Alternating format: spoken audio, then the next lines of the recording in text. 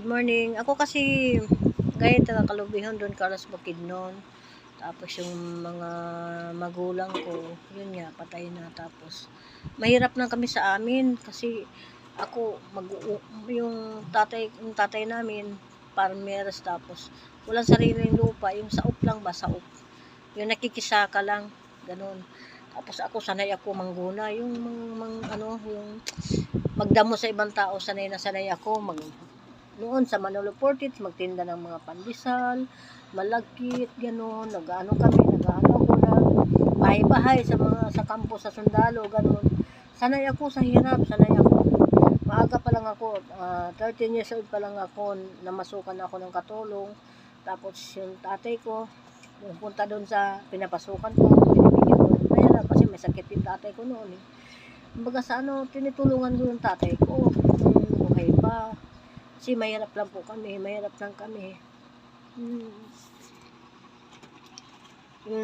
Naalaala ko lang po na yung ganun, yung mga karanasan ko dati. Mahirap, pero dasalan ko sa Panginoon na na mga kapatid ko, naiwan doon, na okay sila lagi. Nagdasal ako sa mga kamag-anak ko kasi siyempre nandito ako sa Manila. Ako nagsinungaling ako sa mga kamag-anak ko na uwi ako sa probinsya. Hindi naman ako umuwi kasi ayaw naman ng anak ko. Sinungaling ako sa kanila. At binibigyan nila ako ng pera, ganun. Pero hindi ako umuwi kasi dito yung anak ko. Sinungaling ako sa kamag-anak ko. Ganun.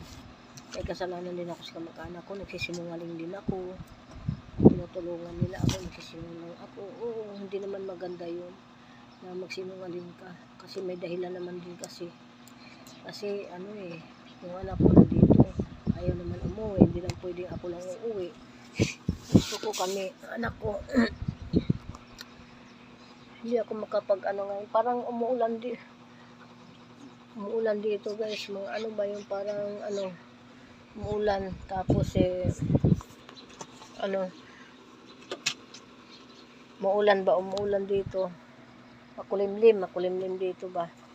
Yan lang ko ba, yung nabanggit ko lang sa buhay ko, kasi sa totoo lang, namatay ng asawa ko, tapos may ako ngayon. Kaso lang